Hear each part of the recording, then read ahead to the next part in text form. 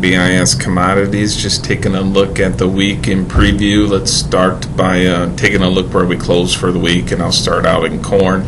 We closed 5 cents lower, 5 3/4 cents lower, and the D's contract this week at 371.5. We did see September beans close 64 cents up this week at 11.66. With the Nove closed 10 cents lower at 10.42. Moving over to wheat, Sep wheat was practically steady on the week, just under a penny lower at 5.52 in the September contract. August cattle closed $1.25 higher on the week at 151.85, and October hogs closed a little over $2 lower at 92.87. Taking a look at the grain markets, the big news this week was the Pro Farmer Tour. Seen a lot of media coverage, a lot of Twitter and tweets out there, plenty of media coverage, and we did see the release of their numbers this afternoon. They did peg the corn crop at 169.3 bushels. That's up about 2 bushels over the August estimate of 167.4. And the Pro Farmer pegged our bean yield, or the bean yield, at 45.3 bushels, practically the same as the August report at 45.4 bushels. So that'll be digested this afternoon, and we'll see what Sunday night, if that has any effect on the markets this Sunday night. When you take a look at corn this week, when you look at the weekly charts, we've seen a bullish key reversal in December corn last week, which was somewhat of a positive sign, but we nailed that reversal Monday with a daily key reversal down. So corn for the week actually did close lower, and it was somewhat of a muted trade this week. Very quiet, very low, volatile trade. It seems as if the corn market stuck between 360 and 380. We may be done going low enough for the time being. We're seeing end users, buyers come in below 360 or anywhere down close to that 360 area, whereas above 380 with the undersold farmer out there, I think there's plenty of sell orders sitting in above the market. So it looks as if the choppy trade that we have seen for the last month in D's corn is probably going to continue at this point. We are seeing basis firm up here and across the grain belt as well. Here locally in Cedar Rapids, things are firming as processors are trying to pry some of the last of the old corn out of the farmers' hands as they await the new crop harvest. And that's what's happening in beans as well. We're seeing a huge squeeze going for old crop beans right now. So we're running from a very, very tight situation to a mountain of beans coming at us as soon as harvest hits us. We've seen beans basis up to $4 over the Nove in the eastern part of the corn belt as the squeeze continues. A very volatile spread between old crop beans and new crop beans, the Sep-Nove spread, and we've seen the old and new spread explode higher as well in meal.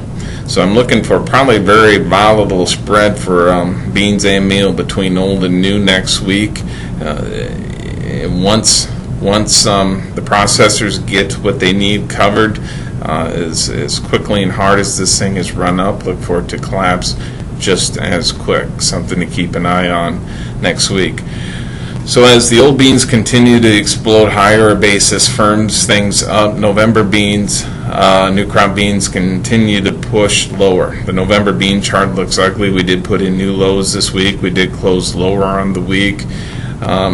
We did see some rains here the end of the week that hit some of the key dry spot areas. In fact, the trade is looking at less than 10% of the corn belt now, and that has some type of immediate dryness concerns. So weather over the next few weeks will be a big key on how big can this bean crop be. There is some talk of higher yields expected in the next report if Mother Nature helps us out here as we finish up this crop. One thing to take a look at too is that corn-soybean spread, the new crop corn versus new crop bean spread, and it closed at 2.8. We've seen it as high as 3. Beans 3 times the price of corn.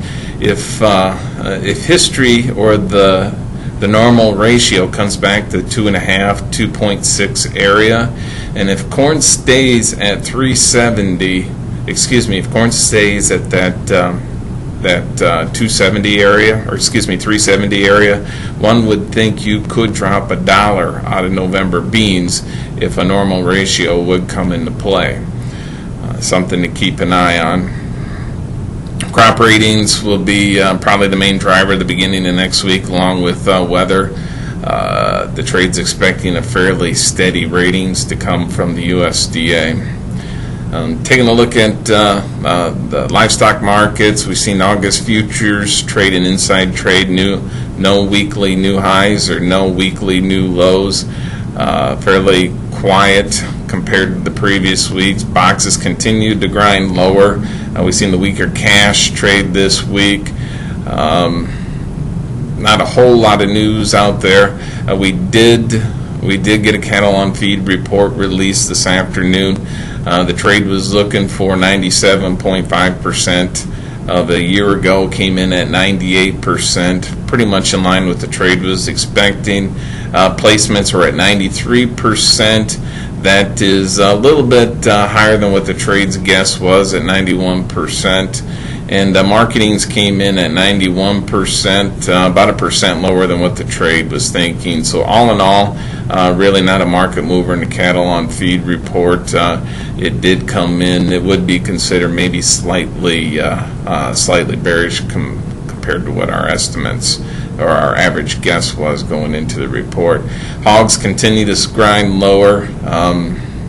We're seeing kill numbers coming back up. Weights have continued to be above average. The summer has been the summer has been excellent as far as packing pounds on both hogs and cattle. So we are seeing the cash fall off, the cutout fall off, and the futures have ground lower as well. But maybe we're slowing that grind in the futures market. We are seeing some signs that maybe we're trying to slow this thing down on the charts. Something to keep an eye on next week is the continued kill to see if the numbers continue to grind higher. One thing to take a look at besides the commodity markets as far as the grains and the livestock is take a look at the dollar index. We're up this week. We're at 82 points. The last time we've seen these levels was September of 2013. So we're at a yearly high on the dollar. And that even though the trade has maybe moved away somewhat of the commodity dollar trade, that does affect exports. It could affect meat exports, maybe more so than the grain, but that's certainly something to keep an eye on as the year progresses. If you have any questions about these or any other markets, please feel free to give us a call here at BIS Commodities at 1-800-373-2525, or check us out on the web at biscommodities.com.